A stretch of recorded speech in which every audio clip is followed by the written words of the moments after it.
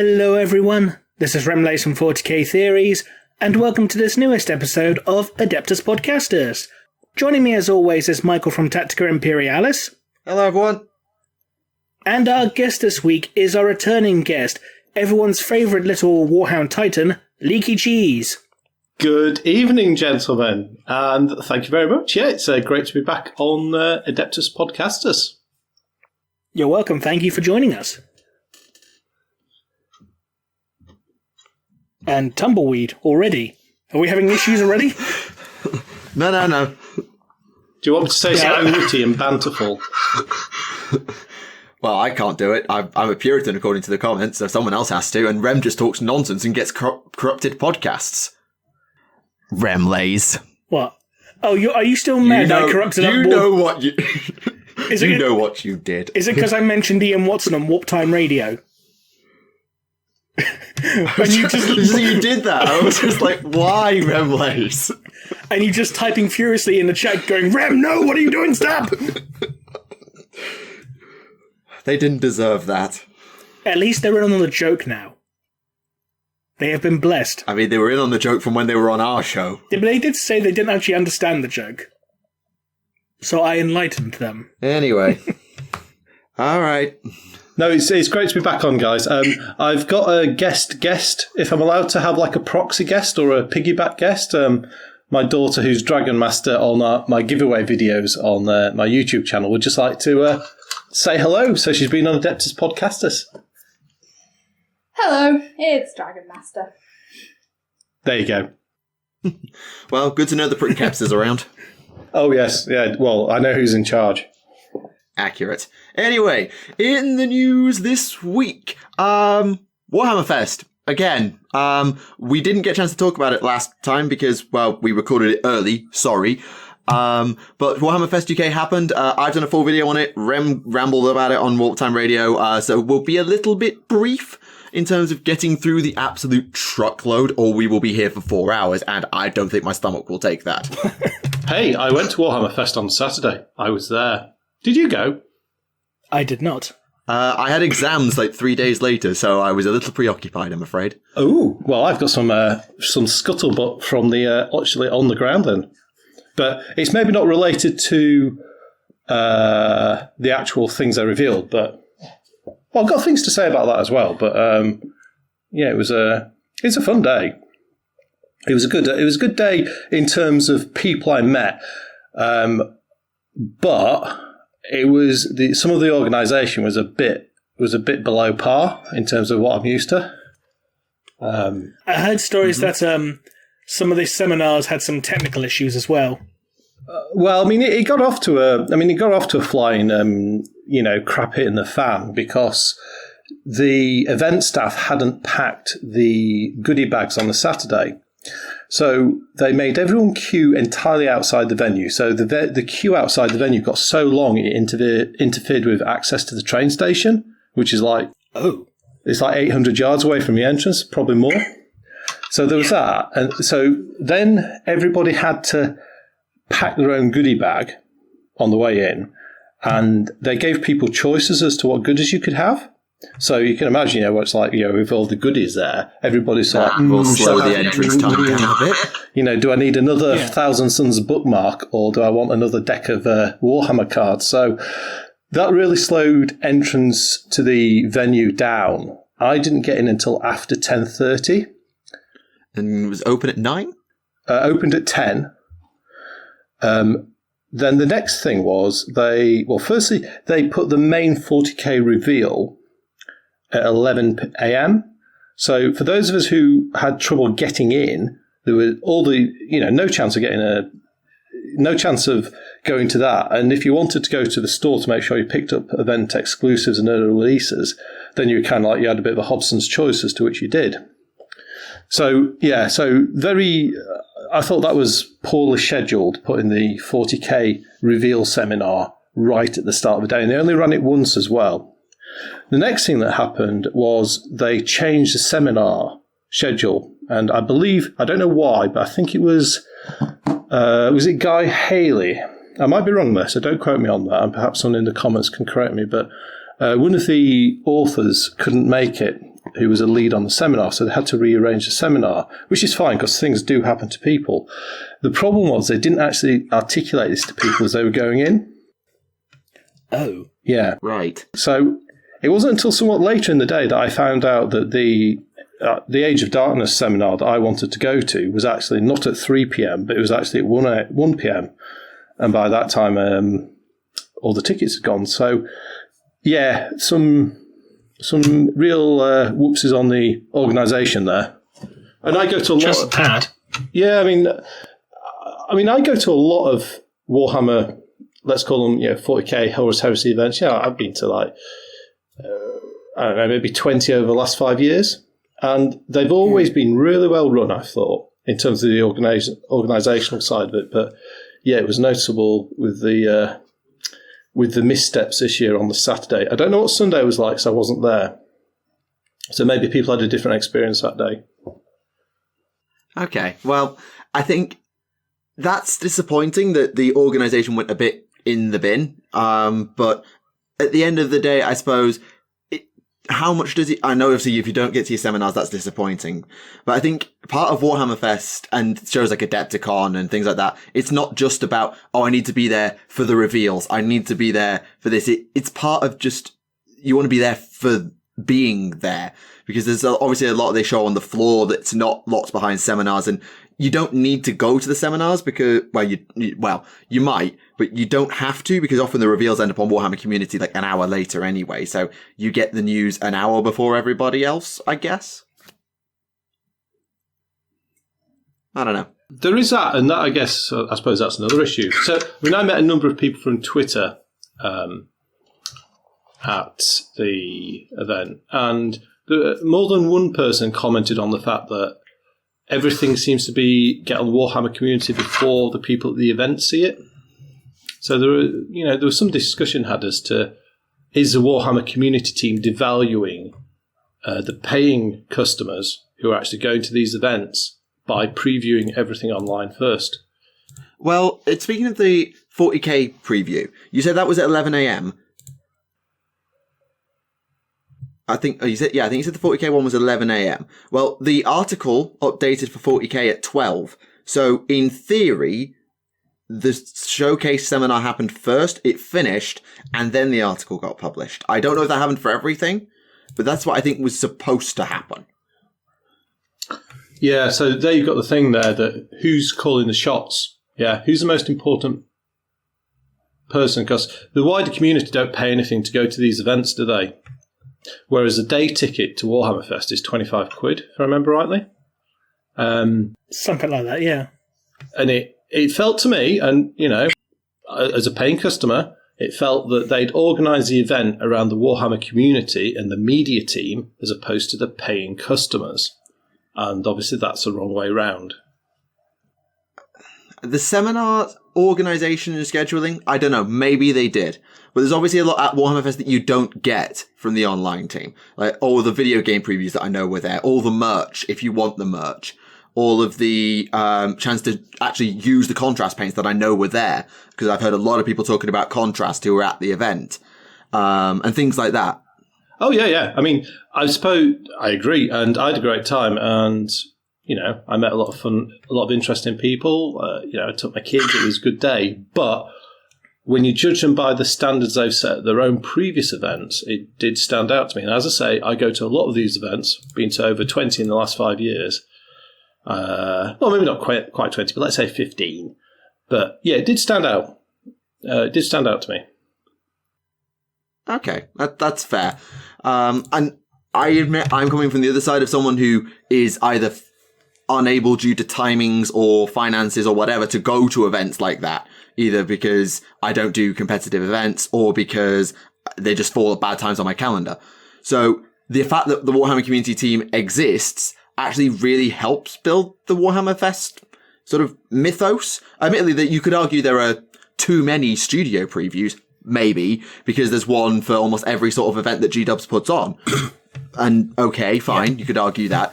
But there's an argument that the hype around Warhammer Fest, if it was just, you get to see exclusive previews, but nobody else gets to see them, all that's going to do is fuel the rumour mill And as much as GW absolutely loves the rumour mill, they have their own rumour engine. It gives them more control if they can show exactly what they're going to show to everyone, rather than a select group of people who can take that information, misquote it, twist it, misinterpret it, and put it out there and completely create the wrong impression in the community of what's coming when it's not. So, I don't know, maybe it's just give them a manner of control that, yeah, I don't know. I can understand where you're coming from, though. I can. I mean, I think that's a lot of the truth of what's happening. And this has probably been, I've noticed this the Warhammer community team, let's say, becoming more and more part of how the events are run over the last probably 3 years. Going from essentially no presence to, in my view, the events being run around their media agenda or schedule as opposed to the convenience of the paying customers. I can understand that because they want to manage a message. I also think it's a good thing that they're spreading the announcements of new products throughout the year, and so other major festivals like Adepticon can get a look in. I think that's a good thing. But, where's the balance? Which is the right balance? Yeah, I think I'm certainly not saying that you can... I'm certainly not saying that you shouldn't have Warhammer community covering the events at all. And, that's a bit of an absurd position to take. I mean, it's their event, but at the same time, I think the scheduling on the day should be built around the convenience of the paying customers as opposed to a wider global media schedule. If you see what I mean. So, for example, I said they only ran the 40k preview once at 11 a.m. In previous years, they've run events on a number of times each day, so normally twice for the major ones. This year, not only did they run one event only at one time, they also only ran certain seminars on certain days. So I would have loved to have seen all the Horus Heresy announcements. So aside from the fact they didn't tell us about the rearranged schedule, so I missed the Age of Darkness seminar on the Saturday, the major reveals of the Dark Angels was on the Sunday, and they only ran that on the Sunday. So they've, so they sell tickets for one day of the event, but they certainly didn't tell us in advance that if you only go one day, you're only going to see part of the seminars, which is a change to what they've done in the past. Right. Okay. Yeah, I can understand the disappointment there. I can. It's a bit frustrating to hear about, and maybe that's something in the next, maybe a bit late when the next community survey comes around, but maybe something to raise with people if you're at Warhammer Worlds, or to use the feedback surveys that GW do run to say, look, your events are cool and the community stuff covering that's fine, but at the end of the day, we've paid to show up. Make sure that everyone gets their values worth. I don't know. There are means and ways of getting feedback to them about it, I suppose. And, yeah.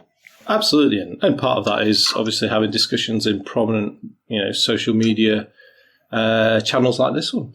You assume GW watches our podcast. You probably assume wrong. Oh, I assume right. Believe me, I know for a fact, and I know this because I've been able to show it to myself in my own videos. They watch a lot of prominent YouTubers. Their media team, they do. Believe me. Look at all this controversy. We've not even talked about hovercraft yet as well. I mean, yeah. I mean, I just want to point out, if the media team, watch a lot of prominent YouTubers, I just want to say, can you guys say hi to Duncan for me? And Peachy too. Let's not forget him as well. Well, they've certainly been very busy. We'll start with, you already mentioned the hovercraft. We'll get to contrast, I'm sure. So, yes, what we're referring to is the new Adeptus Mechanicus Transport, which they sort of previewed ever so slightly beforehand with the most insistent, give me a transport and I'll stop bugging you request, which is a lovely little teaser video. And it's a transport and also a gun tank, depending on which build you prefer, and I still don't know whether I love or hate it. I do like the fact it's got the old, World War One, two boat, World War Two aqua transport boat thingy look to it. I don't know what else you call it. I'm not really up on my military history, I'll be honest. It's very much a D-Day landing craft. That's the term. Mechanicized. That's right. Yeah, people have compared it to I think what's called the Higgins. Is it Higgins boat or Higgins craft? Now you've lost me. I'm not that good at military history. I think the best person to ask in that regard would be Robbie McNiven, because he is a history buff, so he would probably know. I think that's quite good. I mean, yeah, all the Forge, a lot of Games Workshop tanks are inspired by World War One and World War Two tanks, and some modern stuff as well. So yeah, I think it's great to use real world comparisons for designing your vehicles. Oh yeah, it's a cool design. I just don't know whether I like it. I like the tank variant. I actually kind of prefer, because I don't know, when you just see the transport with its ramp down and its big open things, like, why? Why would you do that? You're the Adeptus Mechanicus. You've got standard template constructs out of your backside, and you don't think to put a flipping roof on your tank? Or maybe just give it hatches so your infantry can fire out of? I understand you want fire points for your rangers or whatever, but... Isn't it kind of like a fire point where you got like a heavy stubber-looking thing on the sides? Yeah, that's right. There's a heavy stubber mounted on the left and right side. And then I think on the troop transport one, there's like a turreted version at the rear. But the Chimera has those, and it has a roof. It does? I don't know. I like it. I mean, there's okay, right. Let's try science this, and you always have to be careful about sciencing anything from 40k because you're on slippery. Bring it on! I'm a physicist. You're on slippy ground, but as it's a hover vehicle, oh, I know. weight is more of an issue, isn't it? So if you leave the roof off, you've saved a load of weight. But you're using anti-gravitic technology, which thus will be able to... I mean, yes, you do have to counter out the weight propulsion business, but they've created the repulsor. That thing's ginormous, and it's got anti-grav sensors. I don't know. Yeah, but I don't know. But then again, well, I suppose the repulsor is a creation of do-it-all, fix-it-all call, so normal rules do not apply. So... Call the builder. Can he fix it? Yes. Yes, absolutely. To the point that he built a new repulsor. But yeah, I think... And I'm going to defend the hover transport. What's it? Is it Dune? What's it called? Dune Strider? No. Yes, maybe. Hang on. No, it's not the Dune Strider. That's the thing with the gimp in the front, isn't it? It is Dune something. It's called Dune Rider. Doom Rider. Doom Rider's back. Oh. Dune Rider, you spanner. So here's the defense of the Dune Rider. So in front of me, I've got a copy of Warhammer 40,000 Rogue Trader, so the first edition rulebook, and I've just opened it, and I'm on page 105. So I've opened it, and on page 105, in the equipment propulsion type, we have hoverers. So, yeah, there's a nice little nod to some of the context of the original rules there, that they've created a hovercraft, because in the very first edition of 40k from back in 1987, they included rules for hovercraft. So, just a thought. In terms of the design cues they've taken, I agree. It's excellent. And some of the nods to the old lore, as you pointed out, it's excellent.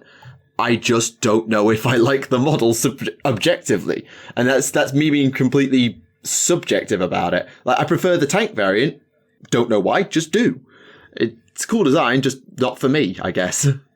I suppose, I wonder if you could put I bet one of the resin modification companies who do accessories, I bet you someone does a cover for it.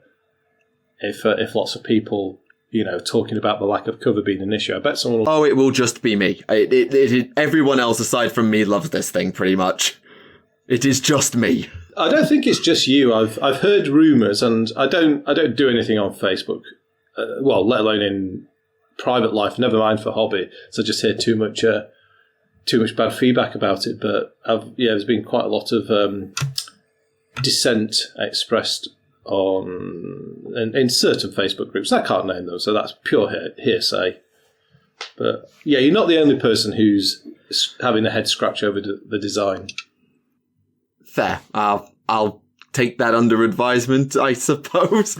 But speaking of fix-it-all call and repulsors and nonsense, we have the Repulsor Executioner, an even more gun-heavy tank for the Primaris, when realistically they kind of needed the opposite. So basically it's a Primaris Razorback, though, isn't it, essentially? I mean, that's how I always look at it, is that the Repulsor is your transport, and the Executioner has less transport, but a bigger gun. So, Razorback. And you've also got that Forge World Hover thing that counts as their Land Raider, essentially. The Atreus. Astreus, not Atreus. Atreus is from God of War. Astreus.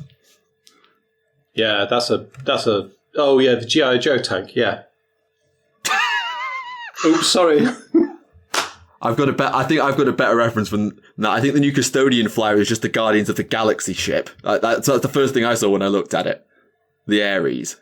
The Ares, yes. Okay, you've now just given me an idea to take that gunship and one of those Sylvaneth models, just have I Am Groot or something. Anyway, where were we? Yeah, I had a look at the I can't remember what they called it. The Repulsor, is it Executioner? Yeah, they're all going for this style of naming now, aren't they? They're all very I don't know, just a bit more bellicose, but it's a lovely looking model. I had a look at it. The designer Tom Walton was at Warhammer Fest on the Saturday showcasing it. So it's a great looking model. It's continuing with the style of the Space Marines, the Primaris Marines being quite modern, like ultra-modern military inspired. So I'm going to talk some more military history here, but he's based it around two modern battle tanks, the Israeli Merkava 4 and the Russian T-14 Armata. He's lifted a lot of design features from there, such as the turret shape and then like the active defense systems. So yeah, I like how he's doing that, and I like the style, but I don't know. I think it's kind of like how this Primaris thing is a bit chalk and cheese. Yeah. People either seem to love it or they're not very keen on it at all. It's a Marmite tank. Yeah, Marmite Tank. That's a good one. Actually, speaking of it, I've just put a picture to here of the rear of the tank. It's got the Aquila, but with lightning bolts coming off the bottom of it, and I sort of haven't seen that sort of Imperial iconography used in a long time, because often the lightning bolt insignia kind of got retired. Because I think that was like one of the original symbols of the Imperium with lightning and the Thunder Warriors and all that jazz. So, I don't know. It's just interesting that they've decided not to just put an Aquila on it. They put an Aquila with lightning bolts. It's kind of like a Great Crusade era Aquila type thing. It is, and it's also very Legio or Adeptus Custodes as well. Do you remember, is it a single or a double-headed eagle? The what? The Aquila. It's two. It's always been. Beg your pardon. On the Repulsor tank, have they done it as a double or a single-headed eagle? Because the Forge World Custodian vehicles, they have a single-headed eagle with the lightning bolt symbols integrated. I think the eagle's grasping them in its claws. I was just wondering how close it was to that design theme. I can't say I ever looked that hard at the 30k Custodes or the original Repulsor, I'm afraid. Well, there you go. So yeah, I just wonder, it sounds like it might be an evolution of that icon. As to why the Primaris Marines get it, I don't know. Because it's the Great Crusade 2.0. Do you get it? Have a hammer to the head until you get it. But yes, all this was sort of built around the hype for Apocalypse, the upcoming expansion for 40k, and I cannot wait to play this because I just love big, massive games of Smashy, and I've never played with movement trays before, so that should be fun.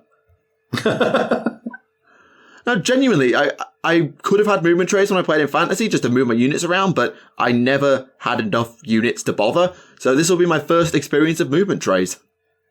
I love how you take away from all of this. You can have things like massive bows, massive tanks, titans. Now, son, movement trays. Well, there's a lot more going on with Apocalypse that is really cool. The fact that damage is resolved at the end of the turn. So they've obviously changed the activation systems from 40k. It's not one person takes a turn, the other person takes a turn. It seems to be on a much more you go, I go, maybe even Lord of the Ringsy activation sort of system. I don't flipping know. So, because they do talk about the fact that if your Reaver Titan is going to get blown up, doesn't matter. It still gets a chance to retaliate, even if it's shot off the board. So there must be a way to activate it during the round in general, which is interesting. And also, well, I do love massive games of smashing people. So, yeah. The movement trace is just an added bonus.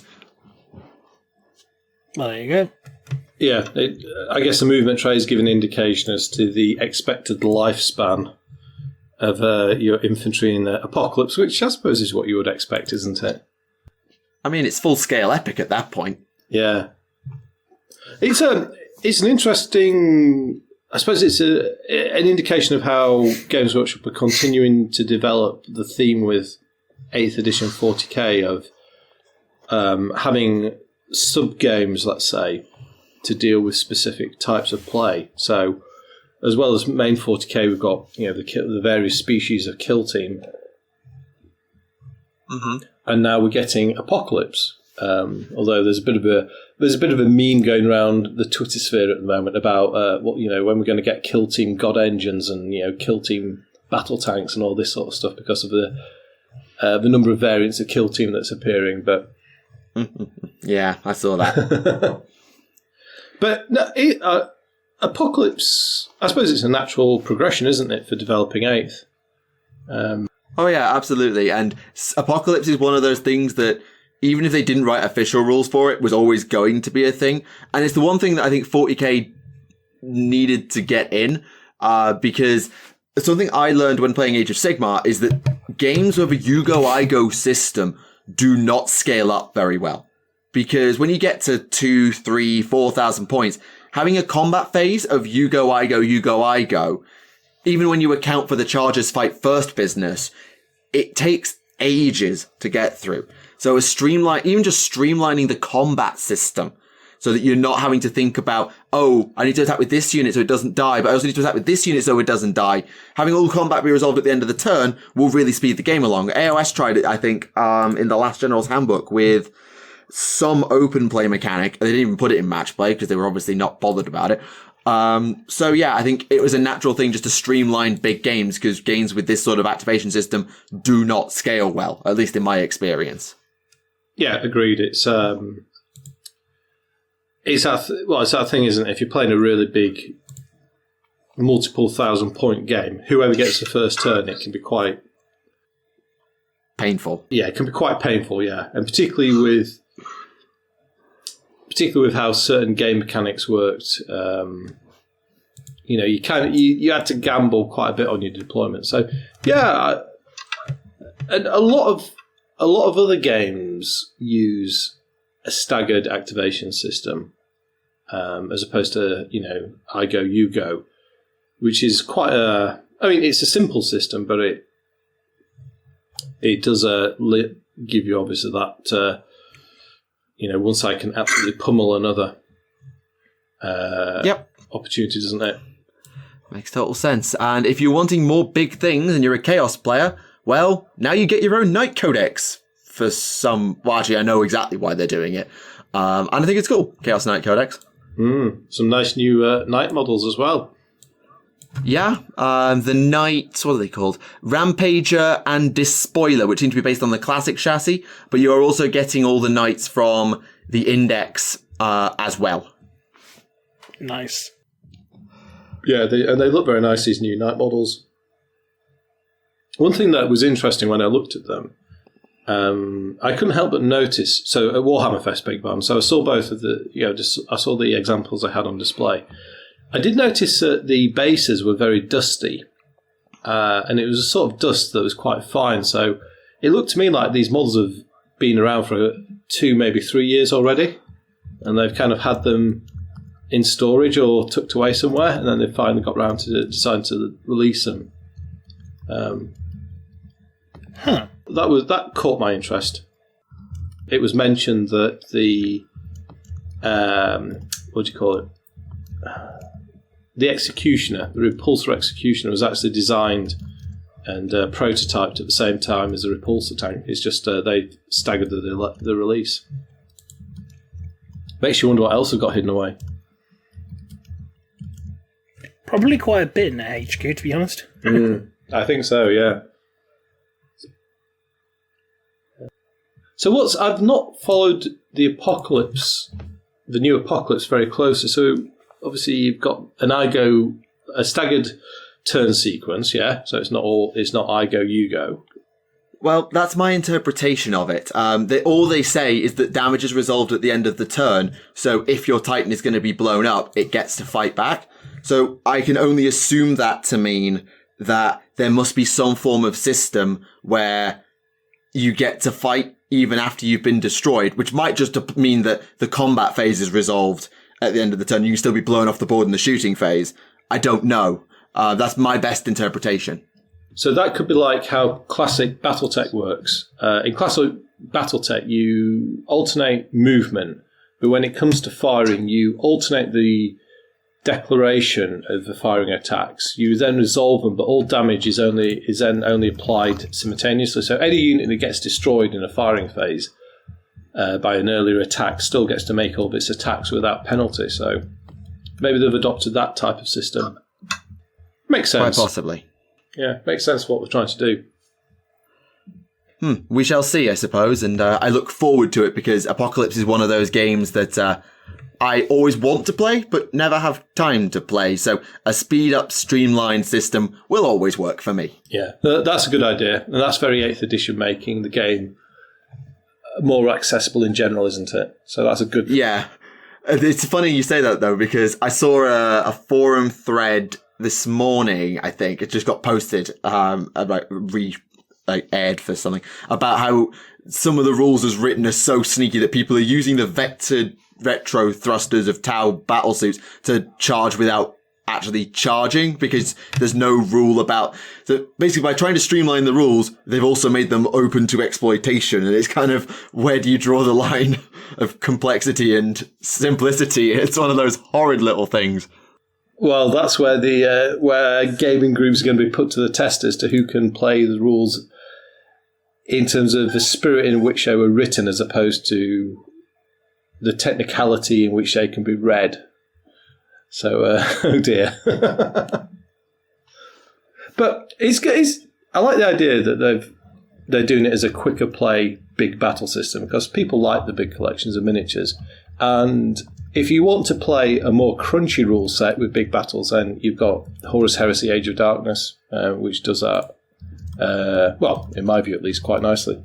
Indeed, and with all the Horus Heresy reveals we did get, I'm sure you've got plenty to say about it. Yeah, did we get that many Horus Heresy reveals? Well, we got to see quite a bit about... We got the White Scars, so some of their models revealed, and we got some of the Dark Angel stuff revealed as well. And some Demons of the Ruinstorm. And we got to see the new Jump Pack Dreadnought for the first time painted up. Though not from behind. Point. I mean, to be fair, from the front view, it looks really, really cool. I don't know how they've done it, but they've managed to make a Jump Pack Dreadnought look really, really not stupid from at least one angle. Yes. Yeah, wasn't that much. I mean, in terms of what Forge World actually had on the show on the Saturday, it was a bit sparse. The only really new stuff they had was the Mechanicum Armiger Knights, which are lovely. But we've seen them before. Well, yeah, exactly. Yeah, we'd already seen those. And they did have a couple of the variants on early release sale, which was good. So I might have bought a couple of those. I love how you tried to say accidentally and then immediately retracted. Oh, they just fell in a basket. You tried to say it was an accident. It was no accident. Not at all. Although I quite like how they've done those in terms of the design. So they've done it. They give you 3 out of, I think, the 4 sprues that you would get with the Armiger kit, and then you get a load of resin components as well. But they were selling them at £35 each. Now, okay, it's £35, and I'm not going to get into the realm of whether or not that's cheap, but for essentially a model that is the size of a at least a Contemptor Dreadnought, and probably sits somewhere between a Contemptor Dreadnought and a Leviathan Dreadnought. It's actually, I think, Forge World-wise, it's really reasonably priced. And fair enough. You know, so, and I think they look great, yeah, so they were cool. I like those. Then there was all the Dark Angels miniatures. I don't know if they certainly didn't have them on display on the Saturday. I don't know if they displayed them on the Sunday, or if they only previewed them in the seminar at the very end of the whole weekend. But the Dark Angel stuff, what did you think of the Dark Angel stuff? I thought it looked quite nice, actually, though with the Terminator, you can't shake the feeling like it's wearing Nico ear headphones. That is just you thinking that. That is not... It's not just me thinking that. The amount of memes popping up about it means it's not just me thinking about it. Okay, it isn't just you, but it isn't everyone. I'll be honest, I actually think it's not everyone, the Terminator, I think, is of the 4 that we saw, my favourite of the set.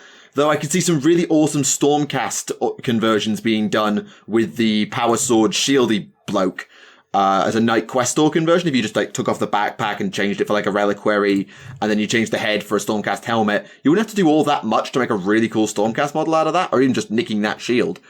But yeah. Yeah. I don't know. I think, they look really good to me. And Dark Angels, even in 30k, Dark Angels are highly stylized in terms of how they look. And the models they showcase clearly conform to that design theme. So I think...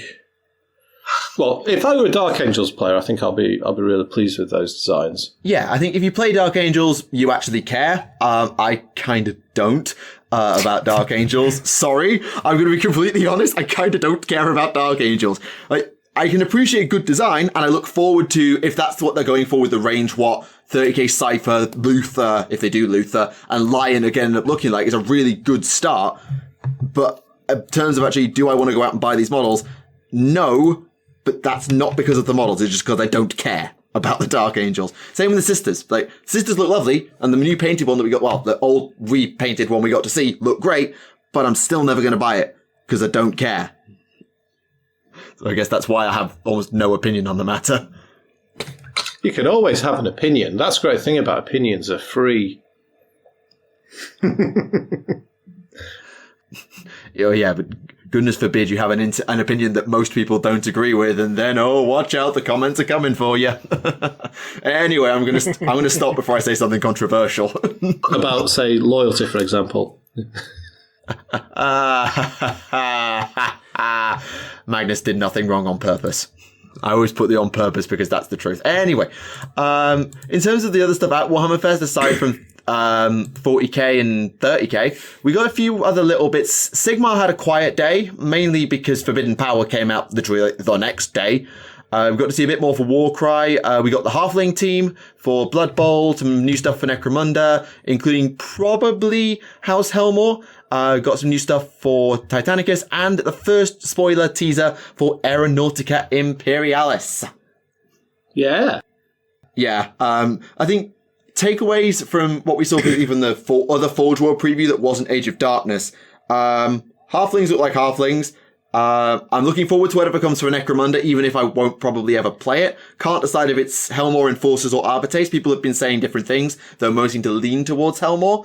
And I really want to see what they do with Aeronautica. I'd forgotten Aeronautica Imperialis even existed.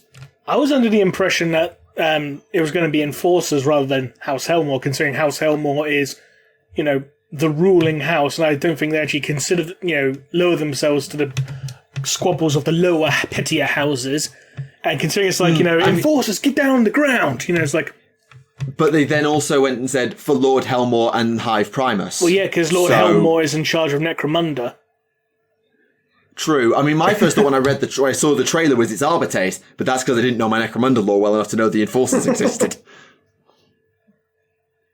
Yeah, so go me. I don't know my Necromunda. But speaking of Necromunda, I think tomorrow marks the orders for the new Cal Jericho model.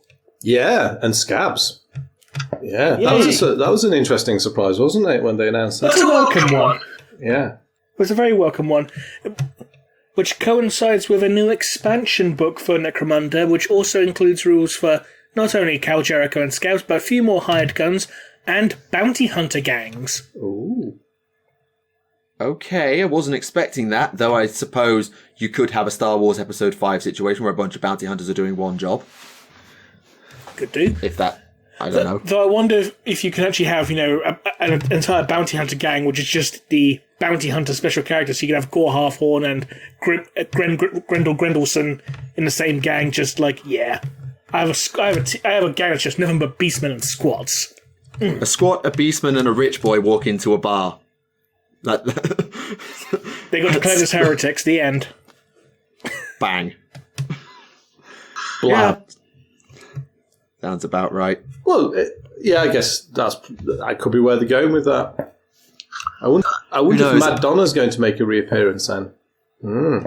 Too much of a reference to get past? I've not seen any reference to her being leaked or anything like that. I mean, I wouldn't put it past Games Workshop, considering that, Mad Donna was one of the most popular Necromunda characters. Hang on. Even to the point of having an entire novel dedicated to her. Where's White Dwarf? Hang on.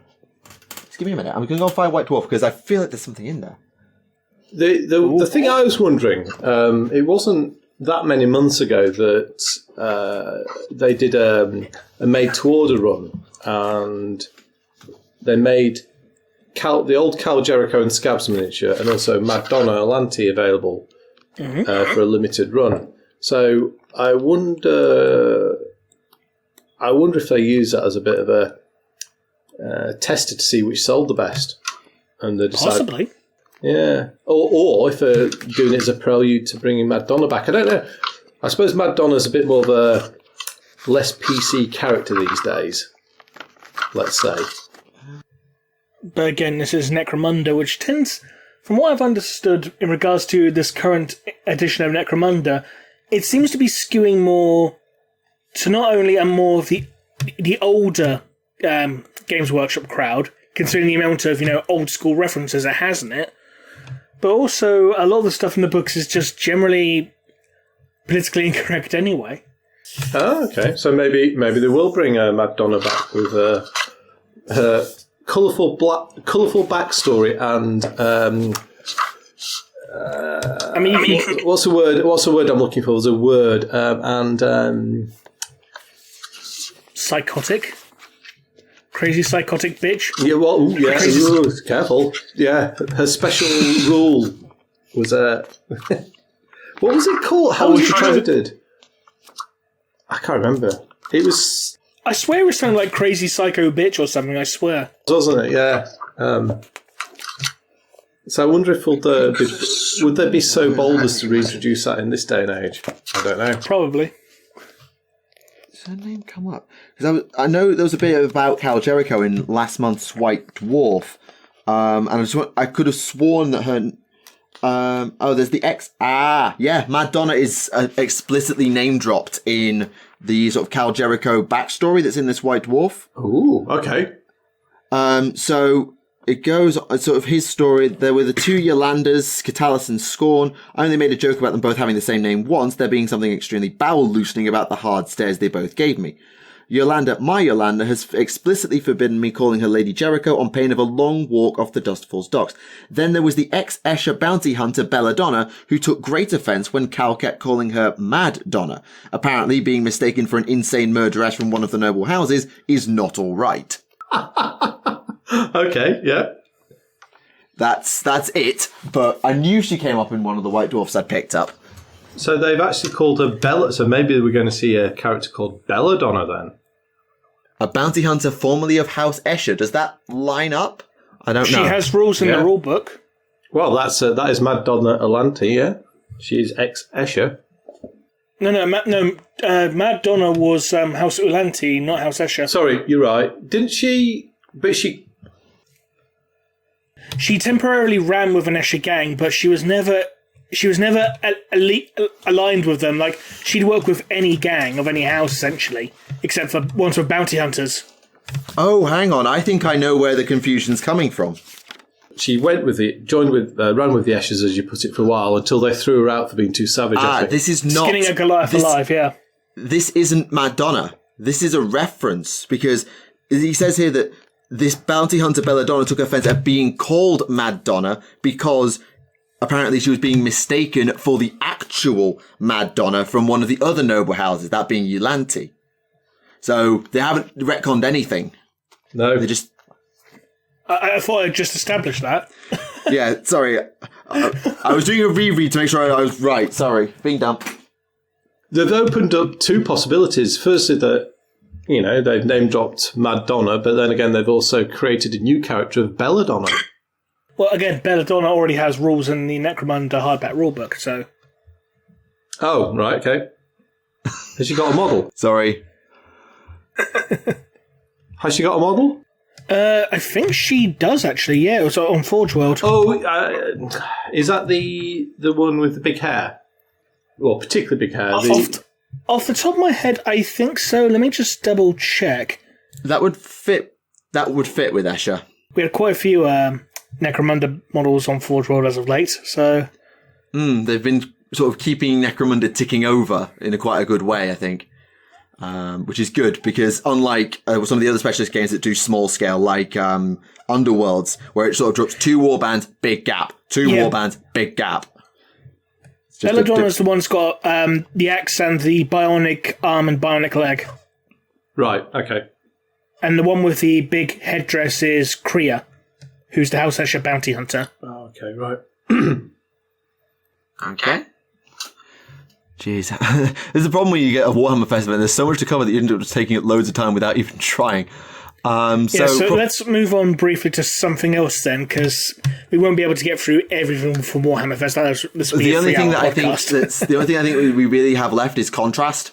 As terms of major things, I think it's just contrast. Go on, do contrast paints. Yeah, we're 48 minutes in now, or 45 minutes in. I think it's time to talk contrast paints.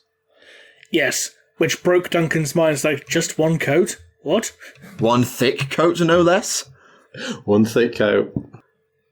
But that said, I have to say, contrast as an idea, I haven't had a chance to test them because obviously I wasn't at Warhammer Fest, but from all the things I've heard about contrast from the people who were at the event and from what GW have said in their subsequent promo packages, I think contrast is going to be really, really useful because it's just speed painting is something that I'm sure many tournament goers would absolutely bite your arm off for. 30k in particular, considering most, if not all, Space Marine Legions are kind of one colour with some details.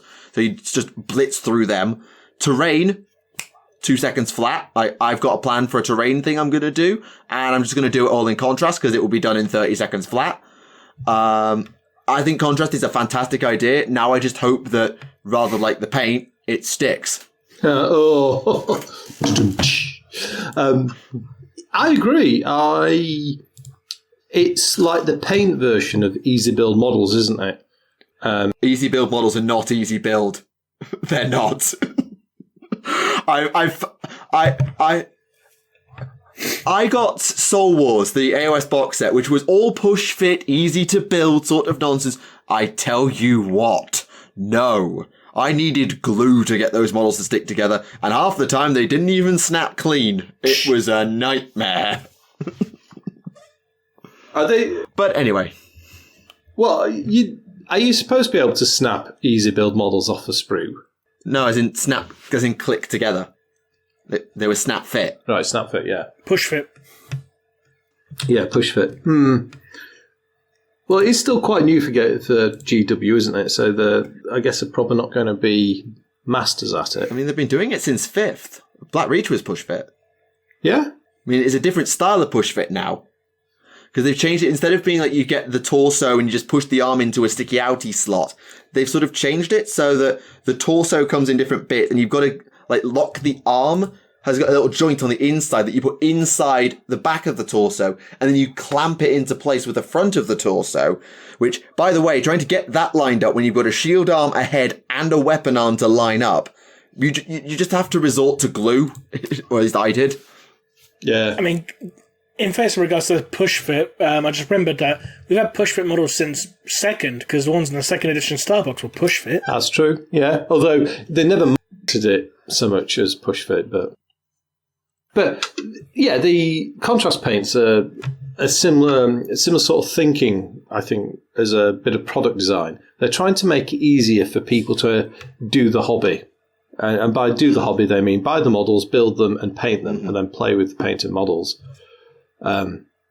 So, yeah, it's part of that line of what they're doing, and, you know, it's all to do with growing their market share, growing their business. You know, that what I think they believe is by doing the contrast paints, they're going to pull more people in and get people who haven't previously wanted to try because they've come up with what is a relatively simple approach to paint your models. Agreed. Yeah, so, I don't know, it's a good idea. Yeah, and for those of us who play horde armies or just suck at getting round to painting things, there are several people in my friendship group who I could easily call out on that. There is a thing of there's just too many models to paint. And it's not a case of we're too intimidated to get into the hobby. It's just that we just don't want to paint 150 skeletons or orcs, as it was in my case.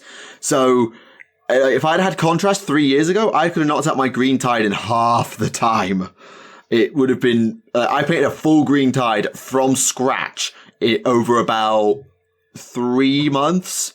It took an age. But with contrast, it'll just speed everything along. And I think that's the other appeal, is that for all their, we're not a games company, we're a miniatures company, they sure want you to play your games with the miniatures looking their best. Yeah, absolutely, because it looks good in publicity shots, doesn't it? Agreed. Though they have also introduced this idea of a thing called battle ready. So sort of to encourage people to get painting, as well as introducing contrast. The idea of battle ready, I think, from what I remember, is that it's more about getting them to a standard where you've got colour on them. That'll do.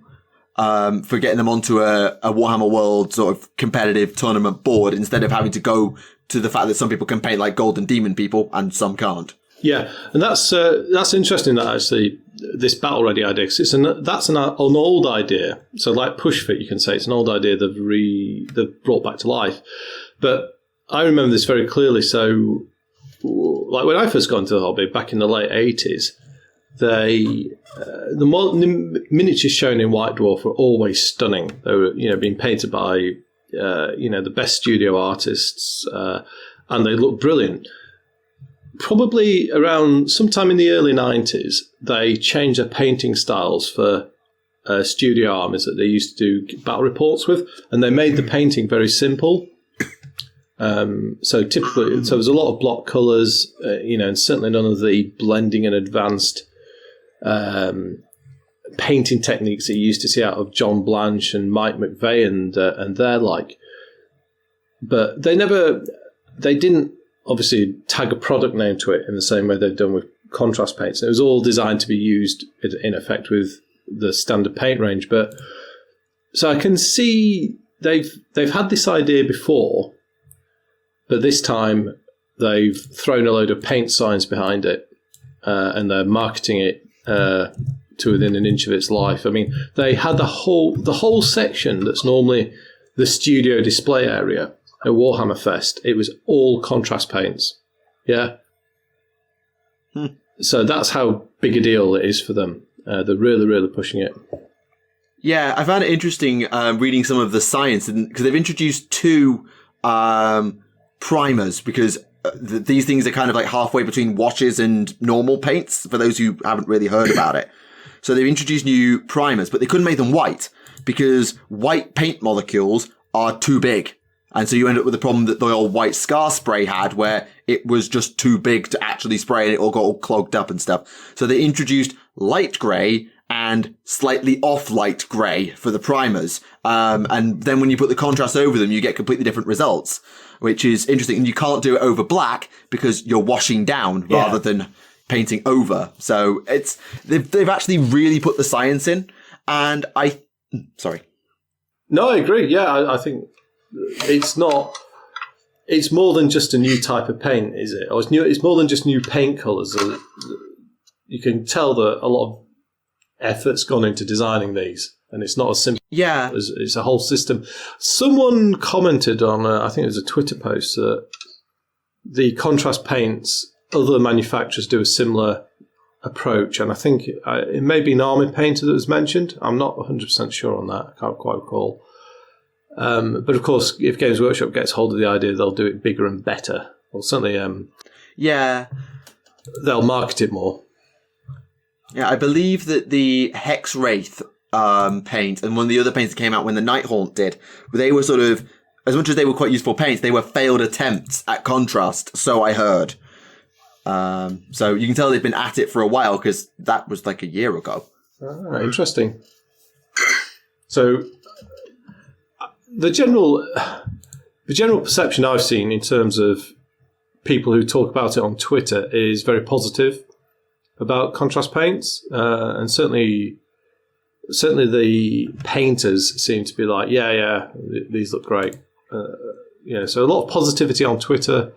Don't know so much Facebook. You do hear about some people talking about how they saw a thread on Facebook where people were unhappy about the concept of contrast paints for some reason. So, but you can't keep everyone happy, can you? Nope. Just exasperated sigh and move on. And we should move on, because we've been talking about Warhammer Fest for an hour, despite the fact that we said we were going to be brief. In terms of other news, it's been kind of a quiet couple of weeks. A lot of it's been fallout from Warhammer Fest. We're talking about contrast and battle ready and things we've already mentioned. And a new Citadel Colour website, if you care about getting more Duncan in your life than you probably reasonably need, if there is such a thing. And a lot of the hype at the moment has been around Age of Sigmar's new expansion, Forbidden Power, which is out by the time this video goes live. Talking about the lore behind that and the penumbral engines. And I could be here for another half an hour just talking about Forbidden Power. So I will spare you and say I really want to read it because it's got fascinating lore. And I'm calling it now, tech list before the year is out. There. I'm going to stop there because otherwise I'll be here for another hour. So in other news, on the 1st of June, we will have Black Library Live, and Black Library's Instagram has announced 2 of the books they're going to have there for pre-sale. One of which is a new Cal Jericho novel called Sinner's Bounty, and the other one, which is quite interesting for me, the 20th anniversary edition of Space Wolf by William King. AKA the Ragnar Blackmane origin story for those who are out of the loop. And it looks quite pretty, to be honest with you. Yeah, it's a bit of a blast from the past, isn't it? Yeah. It is, yeah. It looks like it's going to be a nice big hardback edition as well, which is always nice because hardback books are so much nicer than paperback. Yeah. I know a lot of people prefer paperback for taking it with them, but you can't really compare to a nice big chunky hardback. Agreed. Are they going to be doing anything extra with it? So adding like author's notes or any changes to it? Because I know some books they do, like I know with the Sabbath Worlds books that they re-released, they had some extra bits. I'm not sure. They've just announced that they're having a 20th anniversary edition. So it might have like maybe an additional short story or something. I'm not sure. But all we know so far is that what it looks like, and it looks pretty. Yeah, I mean, Ragnar's story gets a little bit messy if you try and stitch together the Codex lore with the novel's lore. It gets a little bit difficult to do. Like Master 40k. Accurate. But yeah, is there anything else that's been sort of preview for Black Library Live in terms of any upcoming books? I know there's a lot of books upcoming that we saw on the Coming Soon page, but I don't know if they've revealed anything else since then. Let me just quickly double check. Do we mention about the Catus Sicarius novel where there's basically explained what happened when he got sent to the warp at the end of 7th edition, beginning of 8th edition, before he came back for Dark Imperium? Nope, that's new. Nope.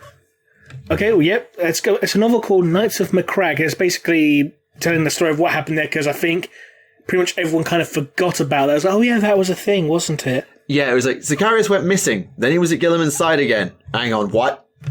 That did happen, and I remember that and just being like, what? Are they going to primarify him, do you think? No, they did it to Calgar. They won't do it to Sicarius too. Are you sure? They kind of hinted that they were going to primarify Uriel Ventress, though. That was in the Black Library event anthology from last year. Okay. That was pre-Calgar, wasn't it? Around the same time, more or less. They were kind of teasing it for Calgar, I think. Ah, okay. Yeah, because that was Christmas, I think. Because Calgar's Primaris model, I think, dropped while I was waiting for a tram to go to the Manchester Christmas market. So it was around December. Yeah, that sounds about right. Yeah, random things you remember. Just random. Like, I remember exactly where I was when Magnus the Red's 30k model got revealed. I remember exactly where... This appeared when Magnus was... I was in a queue waiting to get into a cafe to have lunch with my family in some sort of... they've moved now, so I can't remember exactly where it was. But it was an old retro-style cafe, and we were queuing up, and then all of a sudden I looked at the feed and I was like, oh my god, Magnus. I remember that, and I don't know why. I just do. I know why. Because that model's... You're a massive Magnus fan. Well, yes, that does help. But, yeah, random I was things going to you make remember. the most tasteless comment there, but I thought, nah, better of it. Yes, you did think better of it. And speaking of Primarchs and segueing from literature, shall we start the spoilers section of this show? Might as well. So basically, I've been reading two things. I've read the new Konrad Curze novel, and I will be going to spoilers on it because, to be honest, there's a lot of dumb shit in it. So consider yourselves warned, there'll be timestamps. Yeah, in fact, I'm just going to start going into it now. So, you know how pretty much everyone makes a joke about how Konrad Curze is grimdark Batman? Yep. Yeah, and this guy Haley turns him into a cannibalistic version of the Joker. Right. Huh. Like, there's a scene where he's eating his own legionaries, and Korax basically comes up and goes like, dude, what the fuck? That reminds me of Matt Ward, And it has the Grey Knights and the Sisters of Battle. You know... Why am I not surprised? No, that's just wrong. No, it gets worse. If you can believe it. Now, I know one spoiler because I had to redact it from the last episode. Yes. So Curze seems to... Well, this one's one of the least egregious. It's like the least stupid thing. In fact, it's actually somewhat sensible. So Curze seems to pretty much confirm that Rogel Dawn is dead, because this takes place basically after the Horus Heresy, about a century after. And basically he's talking to the Emperor and saying, where were you where the Gorgon was beheaded, or Sanguinius struck down, or Rogel Dawn torn apart? Ooh. It's like... But was that hearsay that he had that on? Nope. Don't know. I'm sorry. So, not only do the Salamanders' dad not come home, but Dawn Daddy's not coming back either. Sorry, kids. But speaking of Vulcan did say in the Beast Arises series, even though some people deride that series, that he was going to speak to Dawn about that Imperial Fist. So... He did. But you could always also argue this could be a retcon. Yes, you could absolutely argue this is a retcon of a retcon, no less. Because the original... A retcon of a retcon of a retcon, because, let's be honest, Dawn is Schrodinger's Primarch. He's dead, alive, missing, and not missing all at the same time. Yeah, Dawn's a bit all over the place, to be fair. We need a new meme here. Dawn lives, don't we? Dawn lives, yes. However, we should... Sorry, go on. I have a feeling it's still kicking around somewhere. I hope not. I hope he's dead. I should point out, you did say talking to the Emperor. You should probably explain that. Yes, because Konrad Curze basically built this big sculpture of the Emperor out of meat, out of dead bodies. And, it's just a scene of him stitching together, I can't get the face right. And he's basically using this simulacrum of the Emperor to, quote, confess his sins, and goes off on a tangent. But right near the end, in the very last chapter, which is, the only really, really good chapter of this book, by the way... Ouch. I'm sorry, but most of this book is dumb. I mean, we haven't even gotten to the scene, where he's crucifying live rats yet. If any viewers are wondering, you now know what Remleiz thinks of this novel. Oh, believe me, I had a long conversation with Disharmony over the phone on this, so don't worry. But yeah, anyway. She hasn't even read the thing yet. Anyway, carry on. So you've completely spoilt it for her then. Oh, she knew what she was getting into, don't worry. But anyway, yes, going back to this.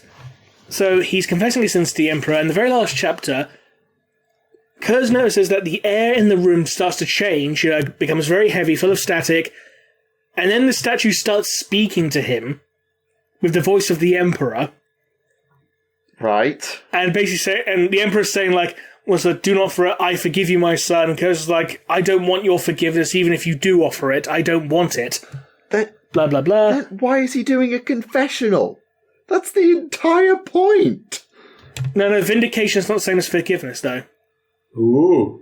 Yeah, to be fair. He wanted vindication. Not forgiveness. But death is nothing compared to vindication. Wasn't that his line? Yeah.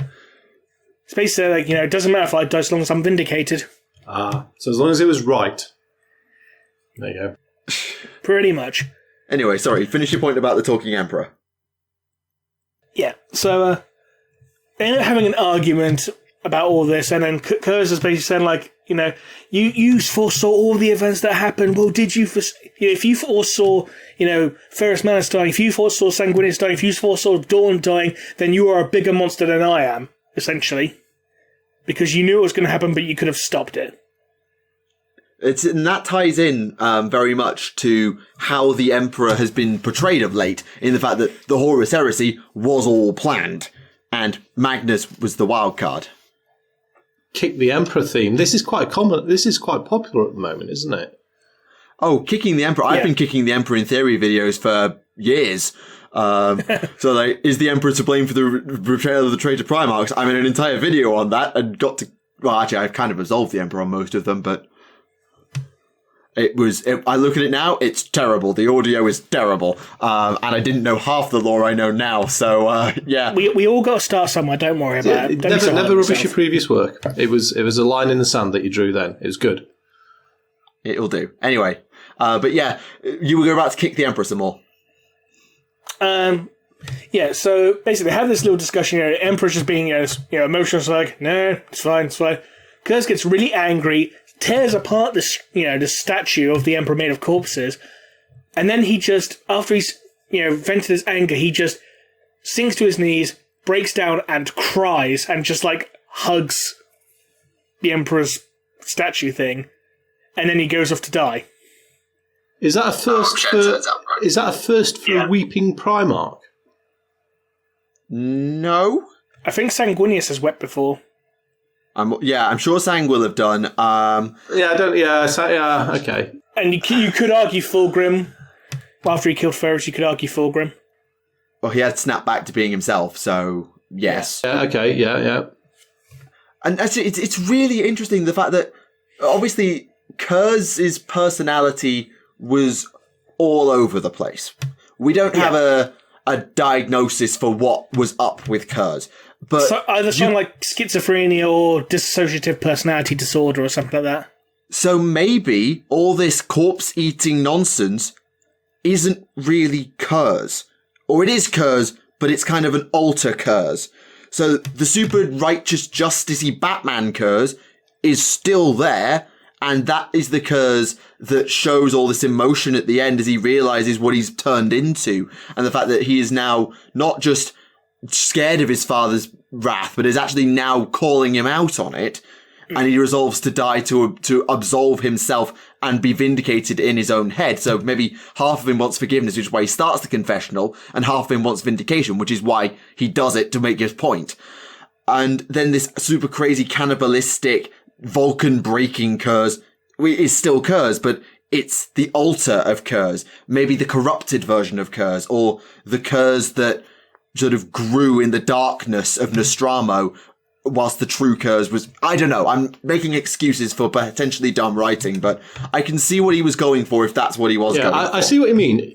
Curze is a character that you can explore that with, because, as you say, due to his multifaceted personality, let's say. You couldn't do that with someone like Dawn or Gilliman. No, because absolutely not. That'd be absurd, wouldn't it? Ferrus Manus, they're all rock steady. I'd argue against Gilliman. I think you could, well, at least with modern Gilliman you can, I'd feel. Yeah, 30k Gilliman has all the personality of a wet flannel, but 40k Gilliman's kind of interesting. Anyway, sorry, continue. 30k Gilliman, okay, fair point. That's a qualifier on that, because we are talking Heresy era. Perhaps. I wonder, I don't know. Curze is a funny one, isn't he? So let's get back to some of the stupid shit he was doing in this novel. Like when he was crucifying live rats. Literally taking these rats, putting them on tiny little crosses, peeling open their chest to expose their still beating hearts. And I'm thinking, just this mental image of like a 9-foot-tall demigod taking a tiny little rat, just nailing it to this little cross. Do you think Guy Haley did this because he knew Game of Thrones was coming out and he thought he needed some excessive brutality and torture in his latest novel to tie in with the theme? But Guy Haley generally wrote, as much as I know, obviously, that this will have been written under advisement, probably. I'm sure ADB probably had a word because he's like the definitive authority on Night Lords and other things. I don't think he did, considering the other stuff that he seems to pretty much get wrong about Nostromo. Like, he's right, so Nostromo, a world of eternal night, rain-swept, dark, dingy. In this version, it's New York City at night, essentially.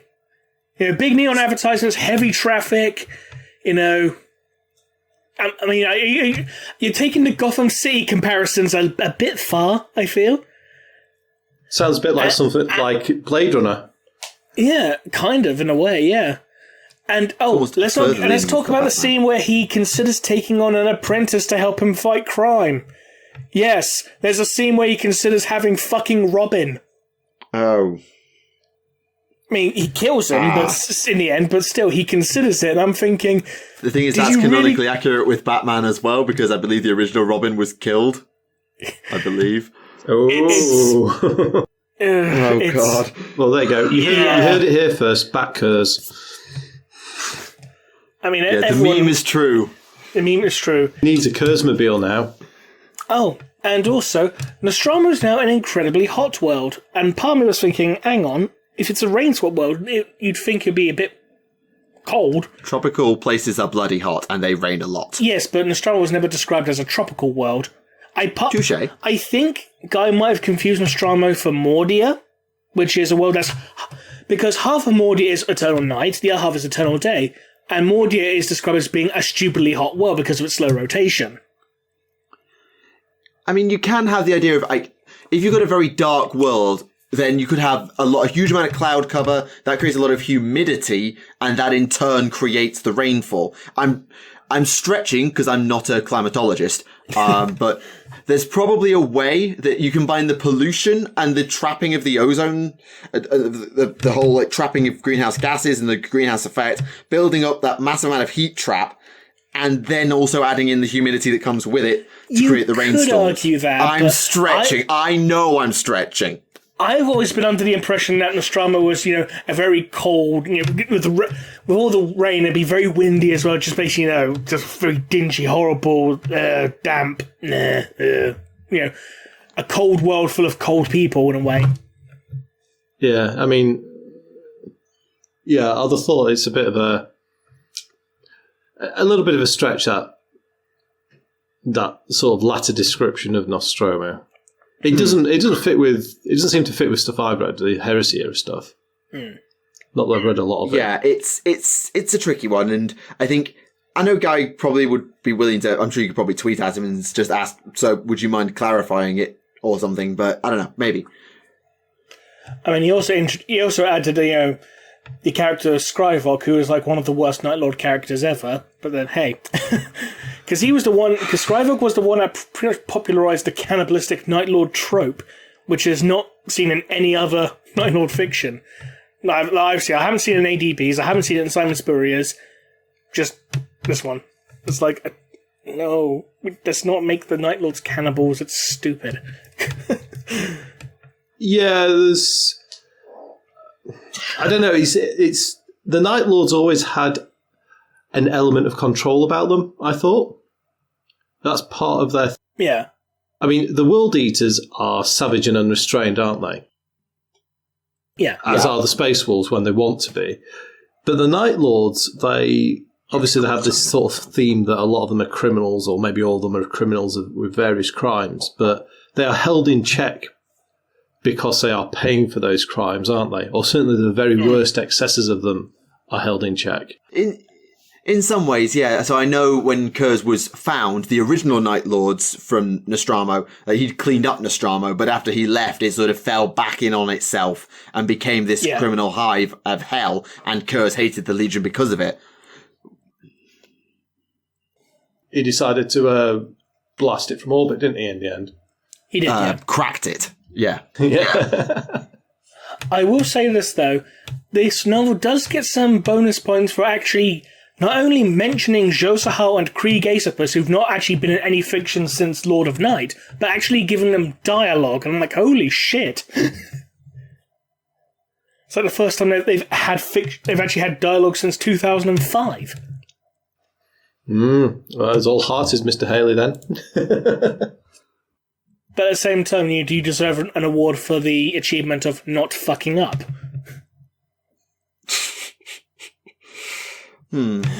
So I'm probably being very harsh. So you're sounding quite conflicted as to what you think about this novel. I mean, you're shit-talking every other line, but then also don't seem to hate it.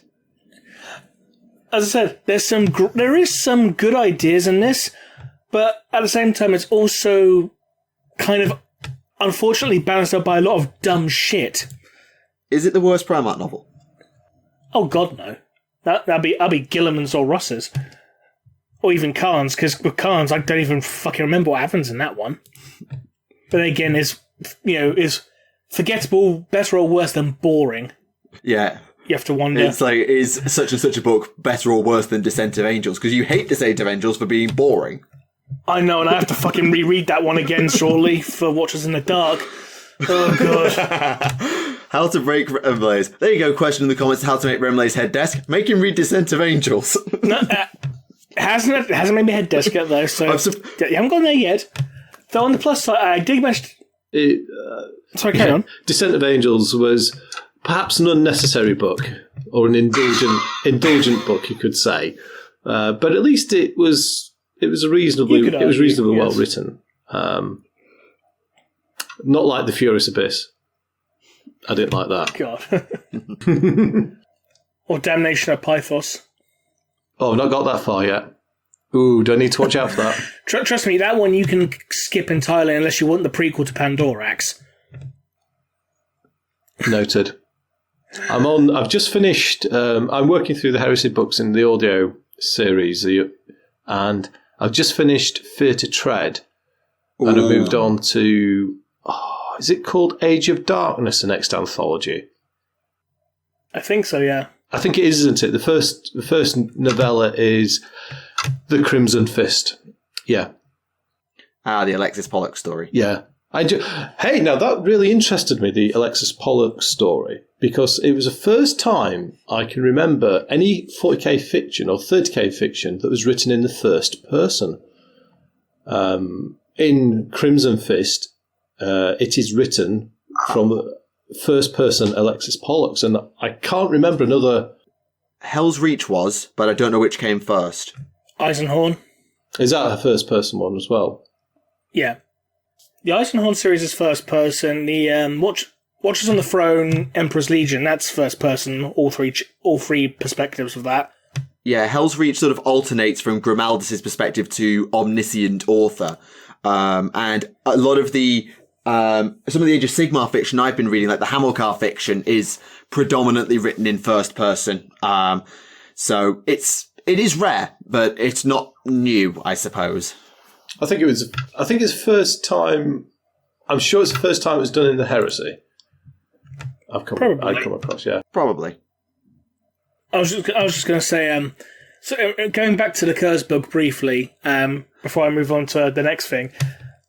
as I said earlier, it has some good shit. It's got some dumb shit. It's not the worst book of the series, but it's by no means the best. Even though the very last chapter is amazing, but I wouldn't slog through an entire book just to read one chapter. Fair. Right. So it gets a Remleiz miss. I'd give it a 6 out of 10.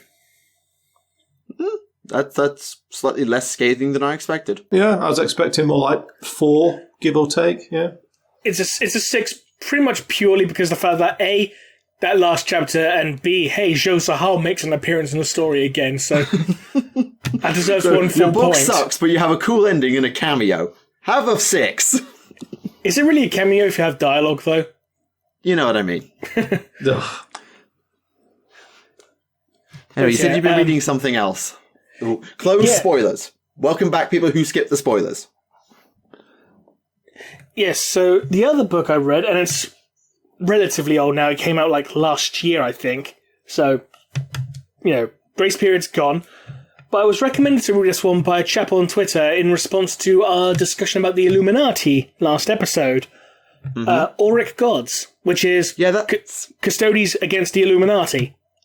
Yeah, there's actually on sale in my GW today. I was in GW getting some new things for my iNet, and I was like, oh, that's Auric Gods. I know about that. I saw it in the comments. I'm just stunned that, like, oh my god, they're actually mentioning the Illuminati in this day and age? Fucking hell. And gave them a full book of exposure, not even a reference in a corner. I mean, they did change the name slightly. They're no longer called the Illuminati, they're called the Cult of the Illuminated. But no, everything else describing them is exactly the same, so it's like, okay, so yeah, it's the same fucking group. It's the Illuminati without the copyright problem. Yeah, exactly. Yes. So I remember the Illuminati from The Lost and the Damned from all those years ago. What are they like in the modern... Oh God, more old people. Instead of looking for the sensei, they've actually found one of Malcador's descendants. Okay. So it's a descendant of a sigillite. So yes. Is this individual a direct descendant? Or is it someone of his bloodline? It's someone of the bloodline of the Sigillite. Not the Sigillites, the Sigillite. So that seems pretty much only be Malcador because he was the Sigillite. It's something to do with the fact that he shares a unique genetic and psionic marker, which marks him out as being a descendant. Even though this person was nothing more than an administratum data clerk. Oh, okay, right. So it's a very tenuous link, but... It's a link from, 10,000 years. Let's be honest. Several. How many generations would that be? Assuming the average human lifespan will adjust it up a bit is, let's say, 100 years. You're going over... A generation's, say, 25 years for a generation. Okay, let's say that there are 4 generations per century, 10 centuries per millennia, 10 millennia. That's 10 times 10 times 4, I think. God, I've lost down my own numbers. So, yeah, you're looking at several hundred generations-ish. So a very tenuous link to Malcador, but... Go on. But yeah, so they use this descendant of Malcador with a ancient artifact from the Dark Age of technology called the Vexen Cage to try and resurrect the Emperor. And they argue that the Emperor is already dead at this point because some of the custodians said, like, have you not heard him speak since, the Noctis Aeterna? No one apparently has heard him speak at that point. Or since that point, was him having conversations not several centuries apart occurrence before then? Because he'd had a full, day-long supposed conversation with Gilliman. He was probably a bit knackered. Well, apparently the custodians could still hear the Emperor's voice, like the companions could still hear his voice. Even if it might have been full conversation, it might have just been like the occasional, like, or something, I don't know. The occasional, like, the grunts, like, just shifting in his friends, like, oh, fucking hell. It's like, I need him. Or it's like, hey, you, scratch my nose. Thank you. I don't know. It could happen. I don't know. But yeah, it's also interesting to see some of the Eyes of the Emperor in action as well, though. It's nice to see that bit of lore get expanded upon. Yep, fill the people in. Who are the Eyes of the Emperor? So the Eyes of the Emperor are custodians who are basically retired. Retired, yeah. Retired, yes. Basically, when they grow to a certain age and they notice their reflexes start to grow slower, they believe they can't do their job in protecting the Emperor, so they basically exile themselves to keep an eye out for threats to the Imperium. Oh, interesting. AKA how the Custodians got off Terra without actually being allowed to get off Terra. The plot device, yeah. But yeah, it's just very nice to see the Illuminati get some love again. And speaking of... It is an interesting idea for the Custodians, isn't it? Because they're harder to explain in terms of their immortality than the Astartes. See, the Marines, they don't tend to live that long because they eventually get killed. They could, but they don't. They could, but they tend to, I don't know how long on average they last, but they get killed in combat, don't they? But the Custodians is a very different proposition, isn't it? And you could imagine... They're biologically immortal. Yeah. But obviously this novel is intimating they're not quite immortal, are they? They do start to have some biological degradation again because they notice their reflexes slowing, but my reflexes have slowed by like 1/10 of a second. I'm too slow to protect the Emperor now, so I'm time to exile myself. That's not even much of an exaggeration. It's basically what I noticed, something like 1/10 of a second delay in their reflexes. That's too slow. And to be fair, biologically immortal does not mean incapable of aging. It just means can't die, conventionally. Is there a difference between the two? I mean, I would say that there is in the idea of you will live forever, but that doesn't mean that your body's clockers, in terms of your cells, have stopped. Because cells will still have to die and come back and be rebuilt. It's not because that's how cells and biology kind of... I'm not going to try and get into biology because I'm not a biologist. But you can't have no cell death because then you have no cell activity. And you have no way of repairing a poison injury, for example. It will just stay in your system forever until it kills you. But you can't die. So there has to be some biological process going on, even if they can't die. But it's an interesting idea, isn't it, that the Custodians do have some... They do... albeit very slowly, they do age very, very gradually over time. I quite like that. Yeah. And to be fair, if you were completely immortal, then your brain cells could never die, and you'd never have an excuse for the mental degradation of Custodian dreadnoughts. That you wouldn't get Custodian dreadnoughts going insane, which I believe can happen. Or at least senile. Is that a thing? I think it's a thing. I know it's a thing for... it's definitely a thing for Leviathan dreadnoughts, isn't it? They keep those on ice most of the time. I mean, the Redemptor burns its pilots out like nothing. The Leviathan burns its pilots out like nothing. Even regular dreadnoughts, given enough time, go a bit senile. Bjorn, I think, is a little bit senile. Which one, sorry? Bjorn the Fell-Handed, I believe he's gone a bit senile. And I know there was an Imperial Fist dreadnought serving with the Death Watch who couldn't remember anything after a certain time. So it was almost like... It was kind of trapped in the past. Yeah, kind of Nemesaur Zandrecht. I like that idea that they're exploring the mortality of the Custodians. It's an interesting sci-fi concept, if nothing else. Yeah, and speaking of Malkador, I don't know if this is a short from the Solar War, but there's a short story of about 4 pages in White Dwarf of Malkador reading the tarot. And looking, and then I think he's having a conversation in the forest, which I know can also happen. So I won't put a spoiler warning on it, but I don't know if it is a... I think that might be something from Solo, because I do remember a scene where Malkador and the Emperor having a conversation in a cave in the forest, and his reading of the tarot. Yeah, so it's sort of he reads the tarot, and he gets the forest, darkness, the moon. Is it the forest at midnight? One of the cards upside down and that as well. You've got the Dark King is drawn, and it talks about hope and sacrifice and that sort of thing. So I don't know if this is a Solar War excerpt or if it's a separate short that kind of goes along with what happens in Solar War. From what you've told me, I think it's just an excerpt, because it sounds like I vividly remember something like that. So I mean, there's a Horus actually gets involved in this conversation. Yeah, that sounds about right. Yeah, okay, fair enough. So it's probably just an excerpt from Solar War, but if not, go read Maze White Dwarf, you might find something. And speaking of Solar War, that should be out by now, standard edition. Yes, I believe it is.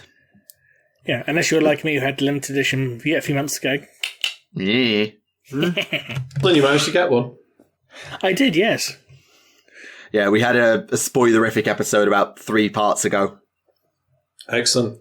It was apparently it was quite hard to... Oh, it sold out really quickly online, I heard. Oh, yeah, it went.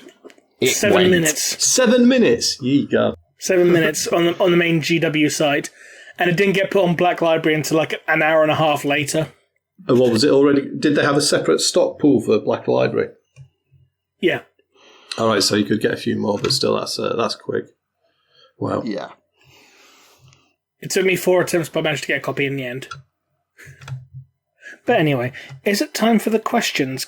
Looking at time. Yes, I think we can get through a few in the limited time that we've left ourselves of banging on about Warhammer Fest and all sorts of other stuff. So, let's see. I really should have found this in advance, but I got too engrossed in conversation. Given that GW has said they want to do more battle zones like Vigilus, what other battle zones or faction-specific sort of focuses would you like to see in future? Armageddon, perhaps? I think I want to see Octarius. Or even Terra. Terra's had its fight, now that's over. I don't care, I want Terra. Of course you bloody do. There will be money for that. You can have another demonic crusade launching on Terra. Fine. Another blood crusade, it's fine. Of course. Let's see, there was one here and I've just lost it. I've completed it. So in the Sons of the Emperor anthology where Corvus does his slipping into shadows and darkness nonsense, could that be instead his Wraith Slip? We know he has a power to alter how others see him, or rather so that they don't. And so it takes, and that sort of, so maybe it was his Wraith Slip just twisting Lorgar's perception as opposed to actually transforming. Given how the rest of the story is set up, I don't think so. Just to put it bluntly. Because the Wraith Slip is basically effectively his cloaking field. Basically, like, I'm turning invisible now. Pew! Whereas this, he's physically interacting while he's with things, while he's turning into the cloud monster or the flock of birds and stuff like that. And so... Right. And also, Lorgar saw him and instantly recognized him, which could be like, not so much his perception being altered. It's just like, I know you. I can tell you from your psychic smell, kind of thing. I don't know. I might have a psychic smell. I don't know. I mean, you've already mentioned genetic and psionic signatures, so... Exactly, maybe. yeah. But, okay, with the Sisters of Battle hopefully coming out this year, what do you think the chances are of them concluding, or at least referencing, the Ephrael Stern story? They might reference it in the Codex. I doubt they'll ever conclude it, though, considering it was concluded. Give her a model? Question mark? It would be nice for her to have another model, yeah. Because a lot of people forget that she actually did have a model. Granted, it was only available through Black Library as part of a display piece with Inquisitor Silas' hand, but she did have one. Fair. Quick one for me. Have I read Deathwatch Shadowbreaker? No, I haven't. I've read Deathwatch, which was really good, but I haven't picked up the rest of, I think is it Talon Squad? Yeah. Yeah, I haven't read Shadowbreaker, but I know that's the book where they fight Tau, so I should probably go and read it at some point. Yeah, I've heard a lot of strange stuff in that. Right. I'll keep an eye out for it on the bookshelf at GW. And if Rem reads it first, then there will, by the sounds of it, it's be like a head desk 60 in that chapters episode. long. Well, as long as half of them are Tau lore, then that's fine by me. 60 chapters. That's what the man said, yeah. Oh dear. That's a big book. That's about Contrast, mentioned that already.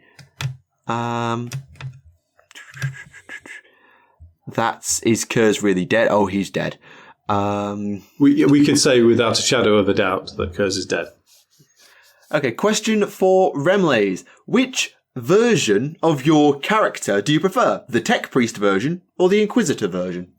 The Inquisitor version. Ooh, that's controversial. I mean... Yeah. No, the Tech Priest version came out before that, and then I just got upgraded to an Inquisitor. Yes, watch the If the Emperor Had a Podcast episode 1, 2, for exactly how that happened. Yes. Personally ordained by the Emperor himself. Okay, in Master of Mankind, the Emperor apparently explained to Ra and Endymion why he needed religion gone. Did that happen? As far as I can recall, yes, it did. Bear in mind, it's been about 3 years since I read that book. Okay, it's not about the book. It's that. So if he's willing to tell the Custodes why religion needed to go die in a fire, why didn't he just tell Lorgar that religion needed to go die in a fire? Because he actually could confide in the Custodians. He couldn't confide in his sons because he had to maintain this image of like, oh, yes, I am your great and loving father. And then in private, it's like, I fucking hate number 17. Oh dear. Okay, here's another view on the Emperor, religion, and Lorgar. Basically, after the Primarchs got scattered, the Emperor knew that his original plan wasn't going to work. So he had to ad-lib and improvise to try make it work. And part of what happened when the Primarchs got scattered is they all got influenced to a greater or lesser degree by the Chaos Gods while they were in the warp. And obviously Lorgar was the most influenced of all. Yeah, well, maybe, but it depends. Depends if you're taking the long view or not when you're talking about influenced by the Chaos Gods. But so the Emperor knew that none of his sons were quite as he originally intended them. So, he had to change his plans, and he had to overlook some of the characteristics they'd gained through the scattering. So, for example, Lorgar's faith, or certainly aspects of it, Angron's, angriness, the Emperor... I mean, he was going to kill Angron. Yeah. Yeah, quite possibly, yeah. But he didn't. Mistake. Yeah. And that, right, that then fascinates me, and I'm going to go off on a tangent there. So Go for it.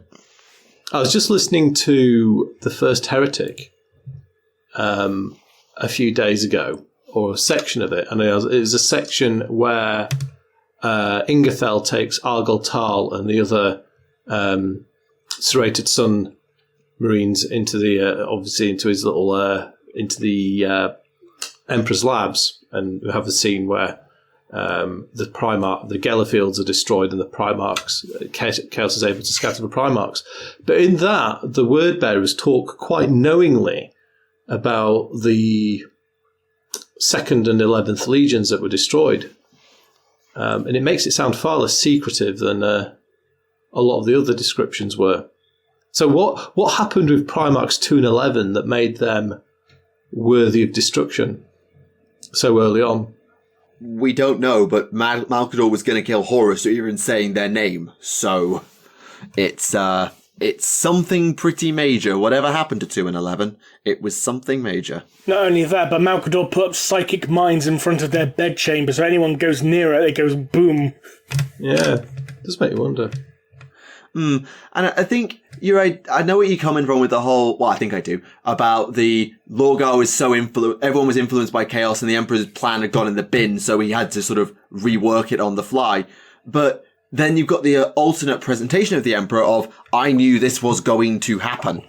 And so by that logic, he let Lorgar go in order to force the heresy to happen the way he wanted it to happen. Because if you shut Lorgar down, you explain it, then you don't have an instigator to turn someone else. You have no one to turn Horus. You have no one to be your orator and your demagogue for the forces of chaos. Admittedly, it doesn't fit with, if you don't know the Emperor's an omniscient idiot, then you can't use that. And yes, I will use that term because it's the same term I would use for most gods in Sigmar as well. Omniscient idiot is about right. There's a lot of things with the Emperor that are just like, that make no sense to us mere mortals, but in the Emperor's super grand plan probably made sense at some point. Yeah. You'd certainly... I don't know. Has anyone really explained yet the whole thing with the Emperor and the Chaos Gods and being gifted the knowledge and power to create the Primarchs? Less gifted, more stolen, I think is how I believe it's referred. Well, it depends on whose side of the story you believe. Yeah, if you believe the Horus story, he was given the power and then refused to give it back, or he just nicked it and refused to give it back. Alternately, he went and took it fair and square, if you believe the Imperial version of events. Either way, regardless of how he did it, all we know is that he gained the knowledge and the power from the realm of chaos. That's all we do know for certain. Whether he was willing in, helping the Chaos Gods, or he just stole the shit from their garden, who knows? Yeah, Nurgle just comes out of the manse as the Emperor's soul stuff runs off with the knowledge he needs of how to create these super long-lived beings. You beat me to the punchline, you damn... Ah. All right, next question. Yes, but what are you going to do the voice, though? No, probably not. There you go, I win. Fine. Speaking of Lorgar, question here. Between Magnus and Lorgar, who did more damage to the Imperium? Magnus. You see... Yeah, Magnus. Yes, yeah. It's yeah, but no, but. Because, yes, Magnus broke the Imperial Webway project. By accident. Yes, Magnus also did some other things. And had he not done those things, he'd have been on the Golden Throne, nor would have been hunky-dory diddly-dee. But all of that happens because of Lorgar. Because Magnus doesn't need to do the message to the Emperor if Horus doesn't turn. And Horus doesn't turn if there's not people in his dreams. And that's Erebus. But actually that is Erebus, not Lorgar. I'm going to dig myself out of this hole and stop. Yes, fine. Magnus, move on. I think, I think in terms of actions and direct actions and consequences, Magnus, because the destruction of the Webway on Terra robbed the Emperor of the military force he needed to convincingly win the Siege of Terra, I'll say. Not to mention open up a warp with their friend to engulf Terra itself. Well, exactly, yeah, that consumed huge portions of the Legio, or the Talons of the Emperor, containing that, didn't it? And that was all force. Took the Emperor out of the game. Yeah. Which in turn led to the death of Malcador as well. Yeah. And if Malcador's still around in the modern Imperium, if he were, i.e. he'd not had to die and had survived the siege, goodness knows what the Imperium would have looked like with Malcador at the helm instead of Guilliman. Yeah, true. So yeah, definitely Magnus, because, Lorgar started it. Magnus did it. Magnus did everything wrong. By accident. Doesn't matter, he still did everything wrong. I'm not defending it, I'm just saying it was an accident.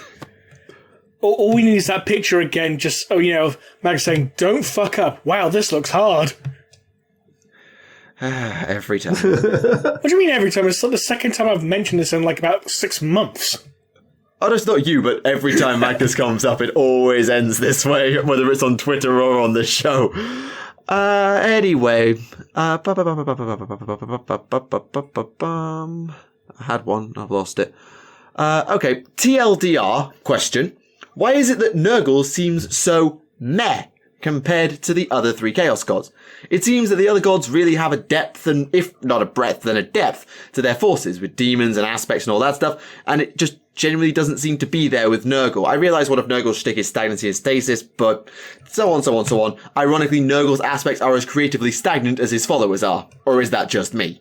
I'd argue that Khorne's more creatively stagnant than Nurgle is, to be honest. they've de-dimensionalized the Chaos Gods, I feel like. But I'd say Nurgle's always been one of the most characterful Chaos Gods in a way. I mean, probably Khorne is the least characterful because it's hordes of mindless killers, isn't it? Yeah, because Khorne these days it's literally just like Khorne smash, essentially. Yeah, it is disappointing. Oh, you've got the horrible pox, but don't worry, you can worship me and it's all going to be lovely. And everyone's happy then. I love you, here's some there's more Ebola. Yeah. And there's more to it than that, because in some of the Sigmar fiction, like the Maggotkin of Nurgle, and yes, I know it's not technically 40k canon, but it's also the same universe because Grom Brundal said so, shut up. The Maggotkin of Nurgle they know who they are, they know what they are, and they go with it. They still have knightly houses of Maggotkin. Knightly houses who uphold honour and tradition of diseased, bloated Nurgle worshippers. Yeah. This isn't Khorne, this is Nurgle. Nurgle! I don't know. I've never perceived Nurgle as lacking in character. Quite the opposite, really. I do feel, though, like I say, that they de-dimensionalized all of the Chaos Gods to some extent, because Khorne used to be very much mass murder contrasted with a warrior's honour and pride, and Slaanesh was depravity, but also joy and all those other emotions, sort of as TTS episode 19, which is one of my favourite things to refer back to in this situation, explains beautifully. But they definitely feel like Khorne got some of that stripped away and is now just kill, maim, burn, repeat ad infinitum. And Nurgle has lost a little bit, but is still more interesting than Khorne is, I would say. Yeah. I think the Chaos God I'd agree. The Chaos God who got away with the least amount of changes next to So him is I think Tzeentch. that's a thumbs up for characterful Nurgle, isn't it? And the Changer of Ways got changed the least by the de-dimensionalization. Oh yes, we like to make inside jokes. Yeah, I think Tzeentch is almost like in playing its own game there, isn't it? Accurate. Just as planned. And back to memes. Right. So, question here. There is a fan story, so I believe this is not canon, this is just a theory, where the Imperium get the Dark Eldar's vat-growing technology and begin to make massive clone armies doing it. Question 1, can this happen in canon? And 2, doesn't the Mechanicum already have some sort of vat-growing people technology method? I mean, the Krieg. Krieg, yeah. The short story, what's it called? Is it Red and Black, is it, or something? The one with the Sisters of Battle. It might have been, but I've not read that one. So. No, maybe it's an audio. It's actually an audio drama. That's it. They discover a planet, so it's kind of like the whole. It's in 40k. The planet's been obscured by a warp storm. The warp storms blow away. A Sisters contingent, or let's say embassy, is sent with a member of the Magos Biologists or whatever.